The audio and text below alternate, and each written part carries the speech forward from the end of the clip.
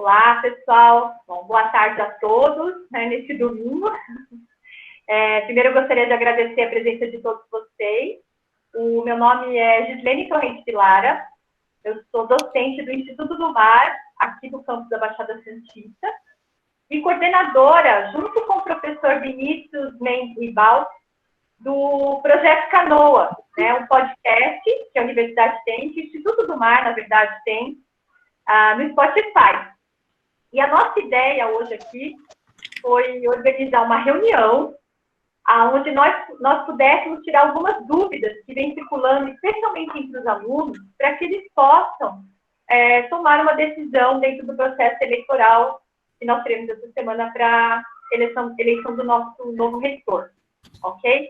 Então, a primeira coisa que eu gostaria de dizer a todos vocês é que esse café ele tem o objetivo primordial de ser apartidário, né? Nós não estamos aqui defendendo nenhuma das chapas, e nós trouxemos para esse momento duas pessoas que nós entendemos que são muito importantes, pelo menos para nós aqui da Baixada, e que poderiam nos auxiliar nesse caminho.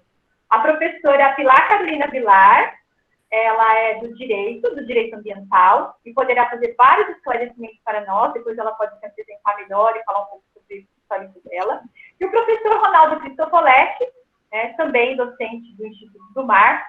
E o professor Ronaldo está aqui porque ele foi o conselheiro do Consul, do Conselho Universitário, por 6 anos, né? E representou os docentes aqui do campus da Baixada. E ele fez parte ativamente de todo o processo de reforma do Estatuto, no qual a consulta mudou para paritária.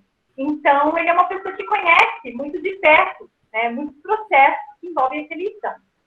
Então, nesse sentido, eu vou passar a palavra para ele. Eu acho que primeiro para a professora Pilar, para que ela se apresente, depois para o Ronaldo, e nós podemos começar já com uma apresentação geral sobre o assunto. O Ronaldo pode fazer essa abertura e responderemos os questionamentos que vocês têm, tornando essa conversa uma conversa gostosa, né? Essa é a nossa ideia, trazer aqui uma conversa gostosa, uma conversa leve, para que a gente possa tomar nossas decisões essa semana.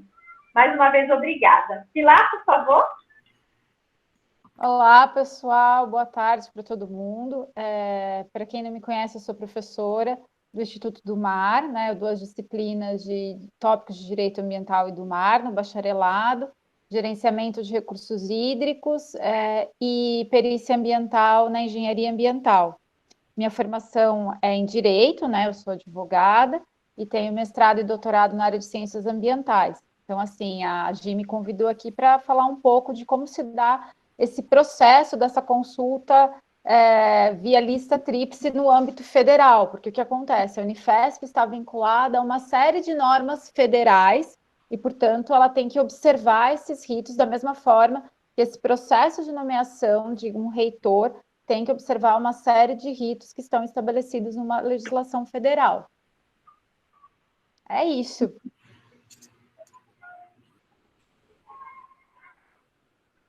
E você quer que eu já emende já? Então, gente... Sim, por favor. Primeiro, boa tarde para todo mundo que está aqui, alguns colegas conheço e alunos, outros não.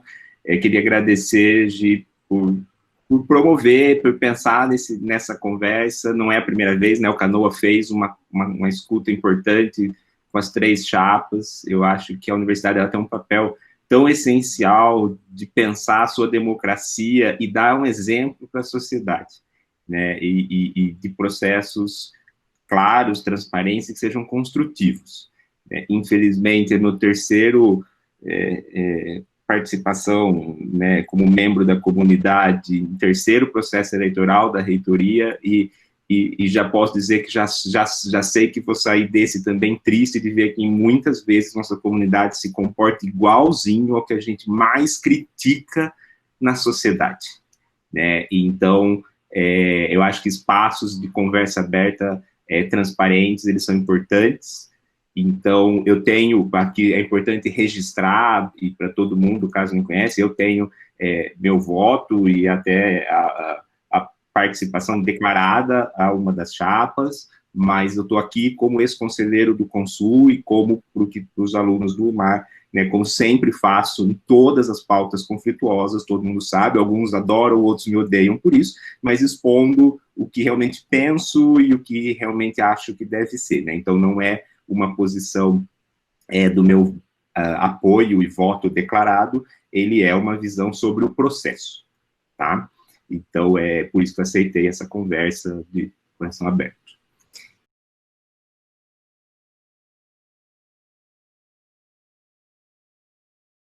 Bom, pessoal, a primeira coisa que a gente tem que ter, né, atualmente, até esse tema dessa escolha da lista tríplice, ele teve muito em voga, porque a gente teve uma decisão do ministro Fachin a esse respeito. Então, o que acontece, pessoal? Pela legislação federal, o presidente da República, ele tem uma prerrogativa discricionária de nomear para o cargo de reitor de universidade federal, independente da colocação, qualquer um dos docentes integrantes da lista tríplice. Então, o conselho universitário, ele encaminha uma lista tríplice, onde o primeiro nome é o mais votado, o segundo nome é o segundo mais votado e o terceiro é o que teve a menor quantidade de votos dentro, ou seja, os 3 primeiros. Muito bem. O presidente, ele pode escolher qualquer um desses nomes, independente da ordem. É uma prerrogativa dele, que é conferida, ela está prevista no artigo 1º da Lei 9.192 de 95, que alterou o artigo 16, inciso 1, da Lei 5.540 de 68, que é uma lei que ela foi inteira revogada, com exceção desse artigo 16, que trata desse procedimento da lista tríplice. Muito bem. Essa lei, ela tem uma série de ações que estão sendo questionadas. A primeira dessas ações é uma ação direta de inconstitucionalidade, que foi proposta pelo Partido Verde, nesse julgamento, a gente teve 3 votos a 2, só que ainda o ministro Gilmar Mendes ele solicitou um pedido de destaque. Então, portanto, o relator, quando algum dos ministros solicita esse pedido de destaque, ele tem que encaminhar o processo para um julgamento presencial. Então, está paralisado esse julgamento dessa ação direta de inconstitucionalidade. Então, isso está paralisado. Então, só que, enquanto isso não for julgado, essa lei permanece como uma lei válida. E tanto que ela foi válida ao longo de décadas. São várias décadas onde reitores de universidades foram escolhidos dessa forma. De certa forma, havia um certo acordo de cavalheiros, onde o presidente escolhia o primeiro nome. Porém, a gente já tem precedentes de casos em que o primeiro nome não foi o nome escolhido.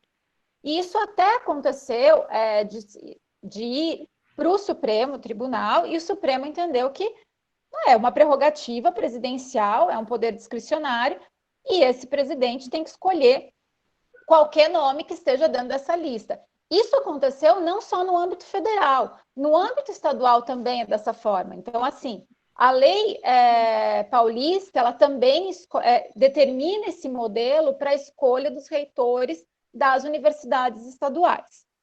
Então, essa discussão sobre a inconstitucionalidade, ela está, então, paralisada enquanto não houver uma reunião presencial do plenário para julgar isso.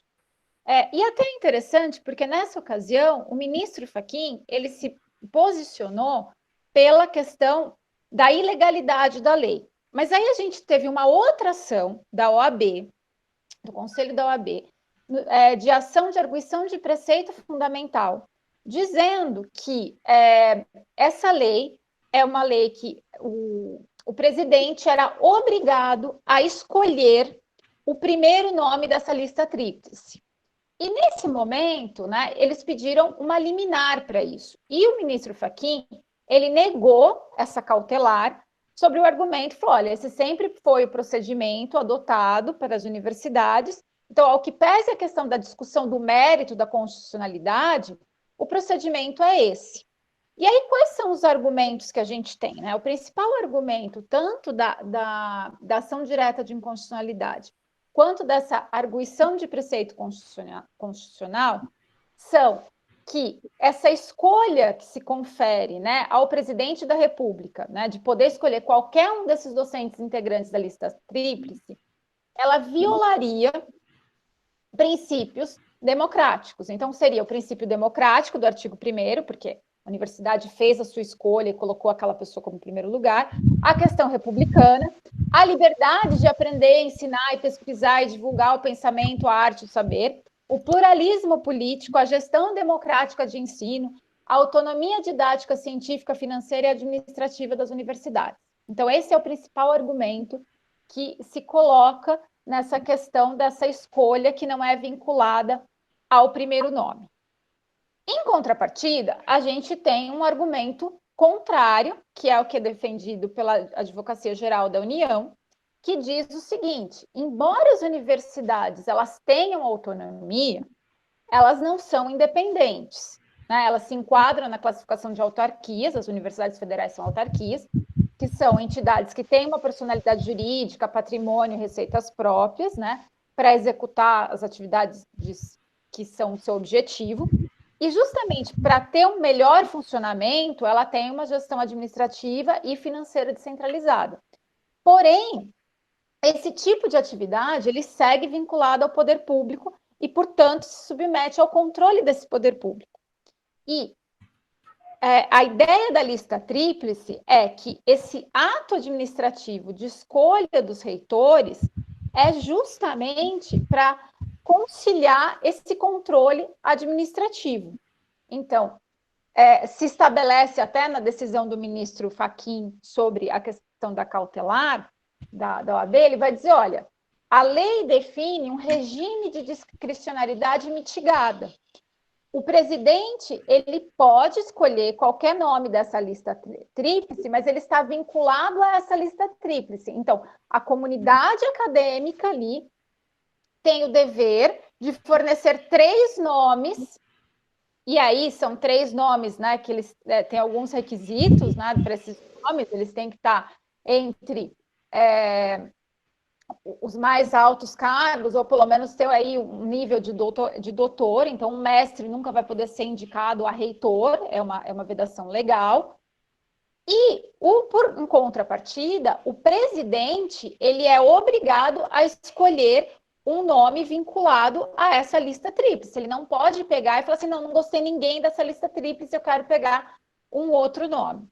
Por que a gente está tendo esse assunto está vindo tanto na mídia? Porque este governo, ele inovou um pouco nesse sentido desse acordo de cavalheiros. Então, se, de certa forma, era excepcional, ou seja, era raro que um presidente escolhesse um nome que não estivesse no primeiro lugar, escolhesse o segundo ou terceiro, o atual governo, ele tem feito isso de forma reiterada. Então, ele já teve vários casos em várias universidades onde o escolhido não estava em primeiro lugar. Porém, a gente não pode reclamar disso, né? Não nesse momento, como a lei foi concebida, porque ele tem esse direito. Então, é assim que funciona nesse mecanismo, né, vamos dizer, nacional, que obriga, então, que as instituições federais que se regem por essas normas federais tenham isso em conta na hora de definir o seu processo jurídico de votação dos reitores. Então, eles não podem inovar quanto a isso, eles não podem simplesmente oferecer um único nome, eles são obrigados a oferecer uma lista com 3 nomes. E é isso que eu tinha para dizer para vocês aí desse âmbito federal, e desculpa se eu me alonguei demais, assim, Gi, às vezes eu falo um pouco demais.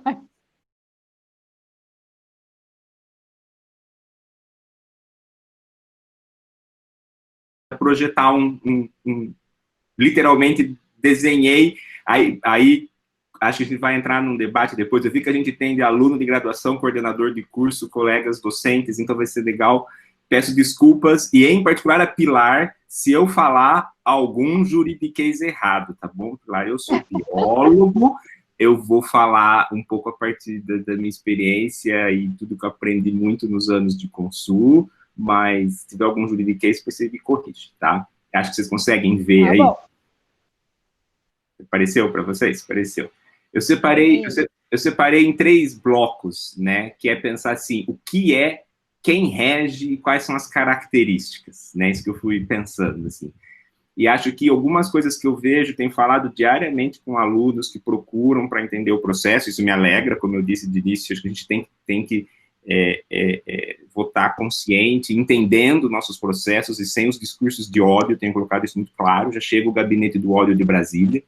Então, é assim, a gente tem um processo que nós estamos vivendo agora, que é o chamado consulta comunidade. Ele não é eleições, isso tem que ficar muito claro. Nós não estamos elegendo ninguém nesta semana, de 16 a 18. Nós estamos fazendo uma consulta à comunidade da Unifesp. Essa consulta depois, ela vai para o... Aí depois a gente tem um segundo passo, vamos dizer, dessa história, que é o passo do Conselho Universitário. Ali sim ocorre uma eleição, que gera a lista tríplice, que vai para o presidente, que acho que é o que o Pilar estava explicando aí agora. Então, eu vou colocar, vou tentar, talvez, vir de trás para frente, até a gente chegar onde é que está o imbróglio, né? O que é que está levando a tanta discussão na nossa comunidade, que precisa ser esclarecido, que as pessoas decidam consciente. Aqui que eu posso errar nos juridiquês, tá, Pilar? Mas vamos lá. A lista, eu digo que eu vou sempre tentar trazer para vocês o que é do meu ponto de vista, que existem 2 coisas em jogo. Uma que é legal, e o outro que é moral, tá? Acho que a gente tem que separar as 2 coisas. Por isso eu coloquei o quem rege, porque o quem rege é o que é legal.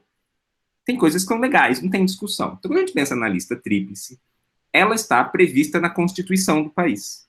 Então, Ronaldo, é que assim, na verdade, não é uma questão constitucional, é uma lei.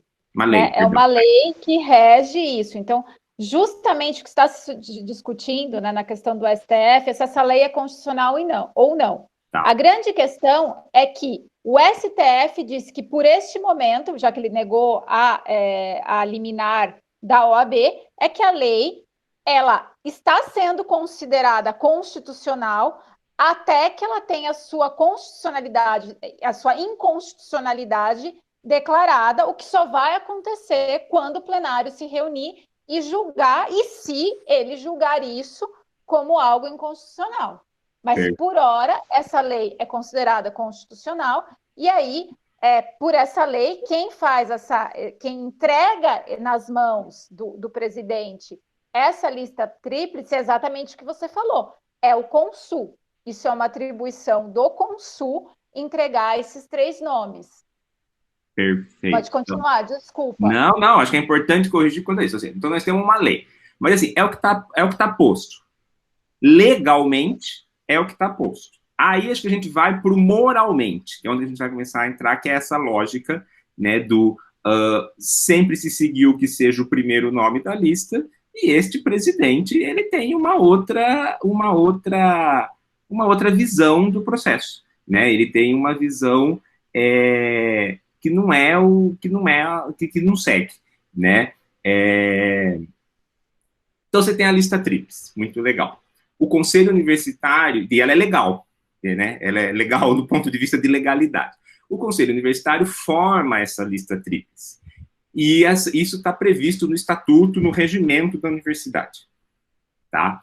Como que o Conselho, o que tem, como é que é formada essa questão da lista tríplice no Conselho Universitário? Você tem o Conselho com uma composição 70-15-15, 70% docentes, 15% discentes, 15% estais. Isso, de novo, é legal, é o que está previsto. Houve uma ampla discussão na faculdade, aqui eu vejo, né, o Rafael está aí, tem alunos mais novos, talvez não tenham acompanhado, para que a gente tivesse vários espaços paritários na universidade.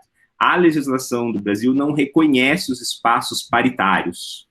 Então, alguns conselhos na nossa universidade se transformaram paritários, porém nenhuma decisão de cunho administrativo da autonomia da universidade, principalmente os financeiros, eles têm validade nesses espaços paritários. Então, por exemplo, o nosso Conselho de Planejamento, ele é paritário, mas as decisões ali tomadas, elas não têm validade legal, elas têm que ser ratificadas no Conselho Universitário, que mantém o 70-15-15.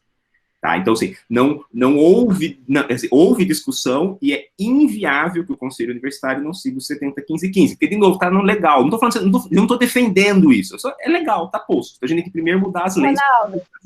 Ronaldo, posso só fazer um adendo? Porque aqui é uma limitação, porque, de novo, esse artigo 16, né, dessa lei 15.540, que é a que estabelece esse processo de lista tríplice, ele no inciso segundo, né, ele vai falar assim, que os colegiados a que se refere o inciso anterior, que é justamente esse colegiado que é considerado como colegiado da universidade, ele tem que ser, né, constituído de representantes dos diversos segmentos da comunidade universitária e da sociedade, devendo observar o mínimo de 70% dos membros do corpo docente no total de sua composição. E é exatamente isso que o Ronaldo coloca, e aí eu peço perdão para o Ronaldo por essa interrupção, mas é para justamente frisar a importância de dizer, olha, a Unifesp foi até o máximo que a lei a autorizava nessa composição paritária. Legal. Então, percebe aí que a gente tem. Bom, o Conselho Universitário vai montar essa lista tríplice com seus 70, 15 e 15. Essa lista se inscrevem no Conselho Universitário, não é o que está aqui posto agora, é uma inscrição que vai ocorrer em janeiro, os nomes que se candidatam a esta lista tríplice, tá? E se você não tiver 3 nomes, o Conselho Universitário indica ali dentro, né, por questões deles, quem são os outros nomes. A questão é, eles têm que sair com uma lista tríplice, tá? Eu vou vir para o passo anterior, né? Aí onde é que está entre o Conselho Universitário e a consulta à comunidade, que foi algo que durante a reforma do Estatuto e Regimento, eu acho que foram pelo menos 5 reuniões do Conselho Universitário nesse processo, porque ele era um processo complexo. Por quê? Definiu-se, a universidade teve um desejo naquele momento de que a consulta pública para, né, o chamado eleição, mas na verdade a consulta pública, ela seja paritária, ou seja, o peso das categorias discentes, docentes e tais tivessem o mesmo peso. Não é o peso de cada voto, não significa que o voto de cada aluno vale igual ao voto de um docente. Significa que de todos os votos de alunos, aquela porcentagem vale 1/3 do total. De todos os votos de docentes, 1/3, de todos dos tais, 1/3, né, do bloco. Antes era 70, 15 e 15. Como, por tudo que eu falei, e a Pilar trouxe aí o juridiquês, o 70, 15 e 15 vale, não seria reconhecida a consulta. Então, qual foi o processo de ampla discussão para que pudesse ter essa consulta à comunidade, que era algo que se entendia que a maioria queria? Para ela ser paritária, todo mundo vai encontrar no estatuto, no regimento, um termo que fica, ali eu me lembro na época do Dr. Reginaldo, que era o procurador, deixando muito claro que ela é não vinculante. Então, faça uma consulta à comunidade, ela não pode ser organizada pela universidade, por isso que a consulta ela é organizada pelas entidades, sindicatos, movimentos estudantis, ela não pode ser algo formal. A universidade dá o suporte técnico a ela, principalmente de DTI, mas ela e aqui vinham as 2 palavrinhas mágicas para não, segundo o nosso procurador, infringir a lei. Ela é não vinculante. Ser não vinculante significa que o Conselho Universitário, na teoria, ou na legalidade, não é obrigado a seguir. Moralmente, espera-se que o Conselho Universitário siga a consulta à comunidade, assim como espera-se que moralmente o presidente siga o Conselho Universitário. Mas legalmente, as entidades fazem uma consulta e o Conselho Universitário faz o que ele quiser. Essa é a prática, tá? E então, na consulta à comunidade, chapas se inscrevem com 2 nomes, um candidato a reitor e o outro a vice, e passam por esse processo. Infelizmente, esse processo, esse ano, a gente teve 4 anos para se preparar, mesmo com uma pandemia no meio do caminho, mas ele foi completamente atordoado, e a gente só tem a primeira vez que a gente tem 35 dias de processo, nas outras vezes a gente tem no mínimo 90, né? Então, ele é assim que a gente ficou, tá? Então, a gente tem uma consulta à comunidade paritária, não vinculante, que vai para o Conselho Universitário, que faz a lista e que segue lá. E aqui, nos 2 casos, a gente tem o moral e o legal. Moralmente, a gente espera que o Conselho Universitário siga a consulta à comunidade. E moralmente, a gente espera que o presidente siga o Conselho Universitário. Qual que é, para aqui para encerrar, para a gente poder ouvir os colegas, mas qual que é o conflito que está posto nesse processo agora que tem gerado o que a mim, como membro da comunidade, independente de qualquer voto, um incômodo, porque eu tenho comparado ao gabinete de ódio de Brasília, tá? Eu sou da área ambiental, para quem não sabe, todo mundo, né, entende que na área ambiental os conflitos têm sido grandes.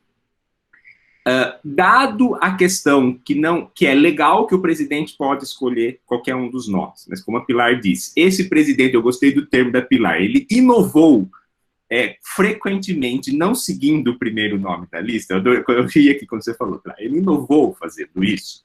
Existe um receio, né, de que, assim, e se ele fizer a mesma coisa com a Unifesp? E, de novo, não estou perguntando se a gente gosta ou não gosta. Isso já ficou claro pela fala da Pilar. Ele tem o direito de fazer. Ele vai poder escolher qualquer um dos 3 nomes, e como nas palavras da Pilar, ele inovou, ele pode continuar inovando e não fazer aquilo.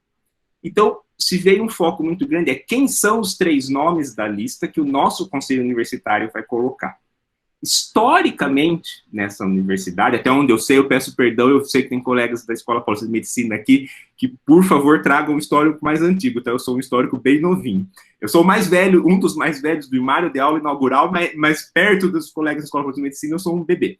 Mas até onde eu sei, historicamente, com exceção, acho que o José Jardim trouxe aqui um exemplo, né, de onde, até na própria Escola Paulista de Medicina não foi seguido, mas mesmo na universidade, os nomes que se colocam dispostos à consulta à comunidade são os nomes que o Conselho Universitário elenca na mesma ordem da consulta e segue para presidente. Sempre foi assim. E as regras, e a lógica, até a gente iniciar essa eleição, estava assim. O que ocorreu nesse processo? Logo após o início da eleição, uma das entidades organizadoras, que ajudou a criar as regras, lançou um novo documento, onde eles convidam as 3 chapas a dizerem, né, aqui nessa primeiro corte aqui, que é, se eu não for a chapa mais votada na consulta comunidade, para tentar barrar aquilo que não é moral do presidente lá na frente, dele não indicar, eu não me inscrevo para o Consul. Se eu não me inscrever para o Consul, a gente não corre o risco do presidente querer, na lógica que eu entendo que você não possa, do presidente querer não seguir o primeiro nome e indicar, por exemplo, o segundo ou o terceiro nome na consulta da comunidade. Mas acho que aqui caberia essa leitura do moral e legal, no sentido o que pouco tem se discutido na universidade até agora é se o conselho universitário tem que indicar 3 nomes, quem são os outros 2 nomes, então, que vão, caso se siga esse acordo que a Unifesp quer? Porque isso implica que nós vamos ter um nome, que é o nome que sai, o primeiro nome que sair da consulta comunidade, e outros 2 nomes que até agora ninguém sabe quem são.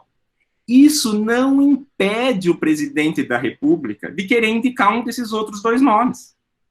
Então, assim, aqui eu vou dando já um pouco a minha opinião, eu peço essa licença poética, Gislene, mas não indicar se inscrever no Consul apenas o primeiro nome da consulta comunidade não vai impedir o presidente de inovar, nas palavras da Pilar.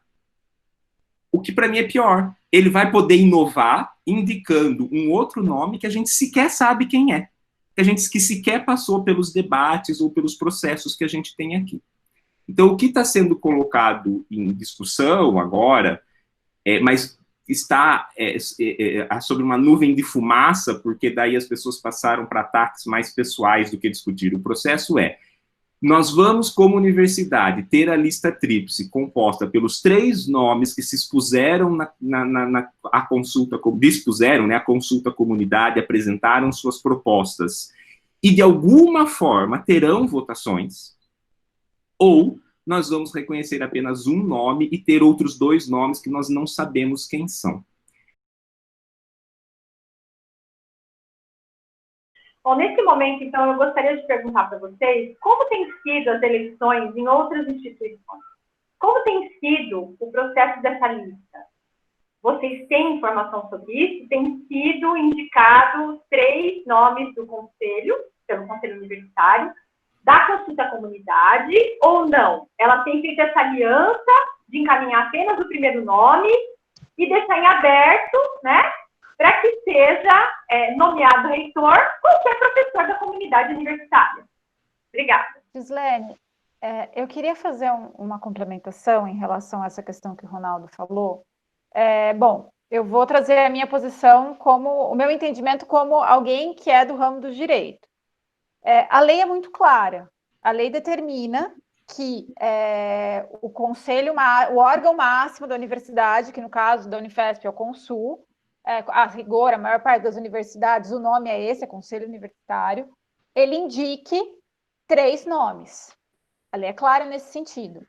Então, se a lei é clara nesse sentido e o Consul se nega a fazer isso e indica um único nome, na minha visão, esse Consul pode ser responsabilizado do ponto de vista administrativo e penal por não estar cumprindo uma obrigação jurídica. Então, a gente está falando aí, por exemplo, de um crime de prevaricação.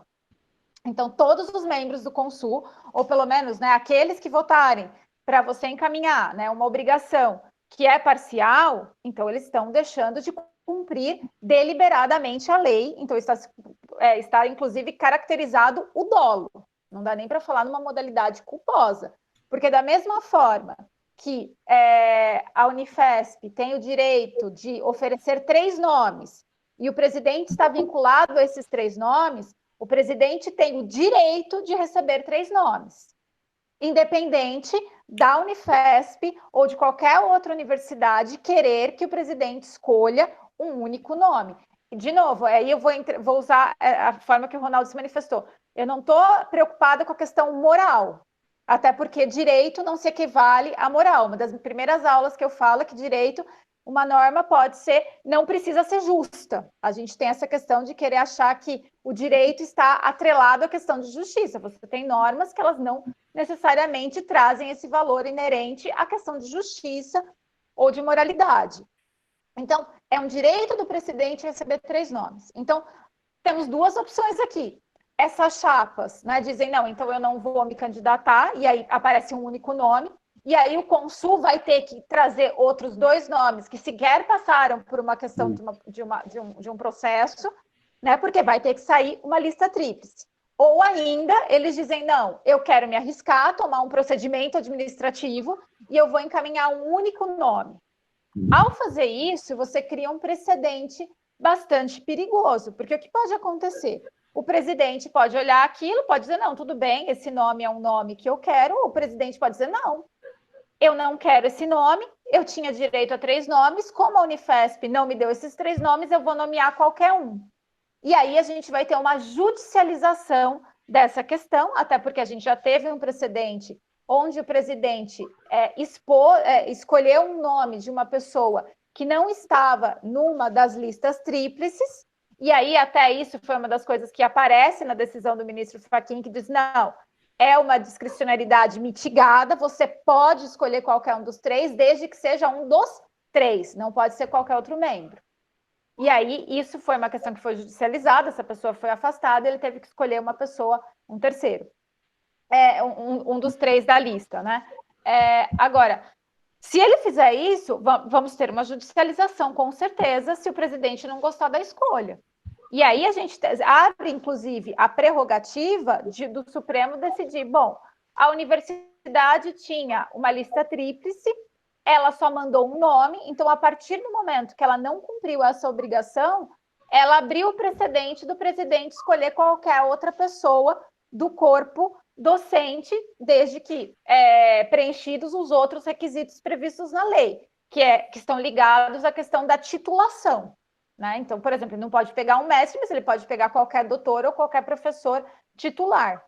Então, essa é a grande questão que se coloca. Eu acho que é um caminho muito perigoso, porque a gente está descumprindo, inclusive fica muito desconfortável, eu não sei se os membros do Consul pararam para pensar na responsabilidade que cai sobre as costas dele com um ato, né? Porque uma coisa é o que a do Unifesp coloca e outra coisa é a responsabilidade desses representantes no Consul, porque eles abrem o precedente para terem processos administrativos e processos penais.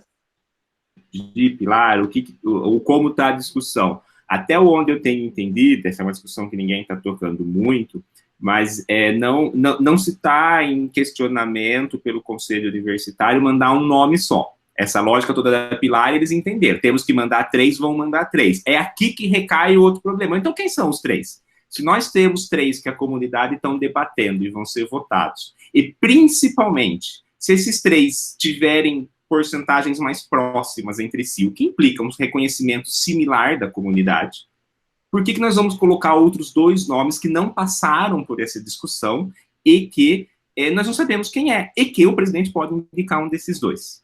Então, o Conselho Universitário, aparentemente, ele segue essa lógica. Na pergunta da Gislene, de se outras universidades, um dos casos mais recentes e que se compara ao nosso, e a Unifesp tem olhado muito pouco para ele, é o da UFSCar. A UFSCar acabou de passar por um processo exatamente semelhante ao nosso. Antes, até de eu falar da UFSCar, já a universidade tem no seu conselho universitário, no seu estatuto regimento, as suas normas.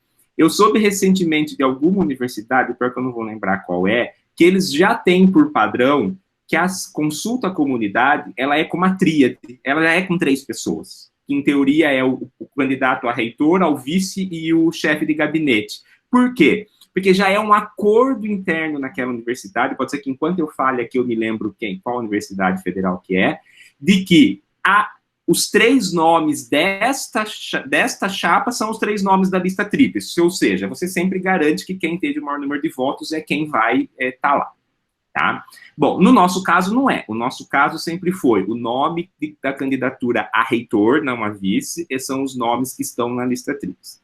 Como que é o UFSCar? O processo da UFSCar, ele é muito similar ao nosso, e ele foi tão similar dessa vez que eles também tiveram 3 chapas concorrendo. O que a UFSCar fez? A UFSCar fez exatamente o que a do Unifesp está propondo e as outras chapas estão propondo que a Unifesp faça agora. A chapa que tiver o maior número de votos sexta-feira, independente de se ele é maioria da comunidade, 50% mais um ou não, esta chapa indica quem são os 3 nomes que eles querem na lista tríplice. Numa lógica de que, assim, caso o presidente inove, como o Pilar disse, eu vou ficar rindo eternamente, só caso o presidente inove, ele inovou com o nome que a chapa queria. Mas é um nome que a chapa queria, não significa que é um nome que a comunidade queria. O que aconteceu na UFSCar? Na UFSCar eles fizeram esse formato. Tiveram 3 chapas na consulta, o Consul colocou na lista tríplice 3 nomes indicados pela chapa que teve maior número de votos. E o presidente recebeu uma lista tríplice com esses 3 nomes que vinham de uma mesma chapa. Um dos membros da comunidade, eu nem lembro se é um das outras 2 chapas ou um membro externo, que está aberto para qualquer um, entrou na justiça comum de que aquela lista tríplice não representava a consulta à comunidade. E o Conselho Universitário, por uma determinação judicial, foi obrigado a refazer a lista tríplice com os 3 nomes que estiveram na consulta pública, num entendimento de que se você teve 3 nomes na consulta pública que conversaram com a comunidade, e esses 3 nomes tiveram votos, são esses 3 nomes que tem que estar na lista tríplice, não tem por que ter outros 2. Isso acabou de acontecer há 30 dias na UFSCar. E aí eu finalizo, né, como a Pilar estava trazendo ali. Então, não há, das nossas instabilidades, até onde eu tenho acompanhado, não está em jogo na Unifesp mandar um nome só, mas está em jogo essa instabilidade de termos 3 nomes que a comunidade estão conversando e, de repente, o Conselho Universitário não reconhecer esses 3 nomes e mandar o de apenas um nome. Eu queria aqui colocar para vocês, pessoal, que assim, só para vocês entenderem, eu abri a notícia aqui desse caso da UFSCar, né, que está parado, ou seja, teve uma liminar da justiça, ou seja, se concedeu uma cautelar, porque se entendeu realmente que havia indícios ali de uma espécie de fraude, porque o nome disso é fraude, já que você tinha 3 votados. E quem entrou e fez essa denúncia foi justamente, né, ela foi ajuizada pelos docentes, eu não vou falar os nomes dos docentes, mas eram os membros que compunham a chapa 1, né, e esses membros dessa chapa 1, que tiveram menos do que 10% dos votos, enquanto, né, a maioria que votou na outra chapa foi 60%, ou seja, ela tinha uma votação bastante expressiva, mas ainda assim isso foi questionado. Então, eu acho que é muito complicado a gente, né, uma coisa, eu entendo que esse processo ele é um pouco frustrante, né, porque assim, as pessoas fazem toda uma consulta pública, que inclusive a rigor, né, e aí aquela história, né, que não é vinculante, então o Consul, em tese, ele sequer precisaria olhar para isso, mas há todo um procedimento, e como tem esse reconhecimento no Estatuto, Ronaldo, ele faz com que essas situações que aconteceu na UFSCar possam se acontecer aqui. Então, o ideal realmente é que vão as 3 chapas, e aí a gente tem que rezar e fazer, claro, o lobby político, né? Primeiro a gente faz lobby político, depois a gente reza para que o presidente entenda que aquele nome que foi escolhido no primeiro lugar é realmente o melhor nome para gerir a universidade.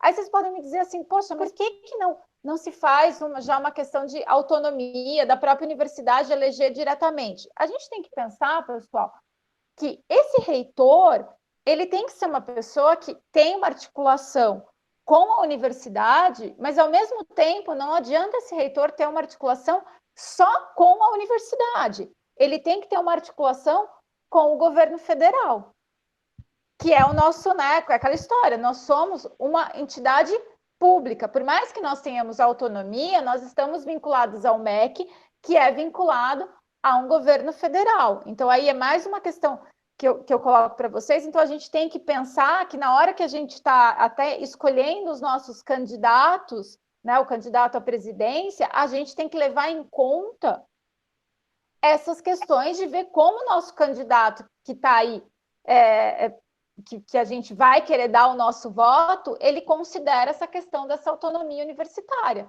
Então, assim, a gente não pode agora querer burlar o processo e dizer, não, vamos colocar um único nome, porque você abre um precedente para que o nome da Unifesp seja judicializado, e aí você tem uma suspensão, né? Aí tem que se nomear um reitor pro tempore, enquanto esse reitor não assume.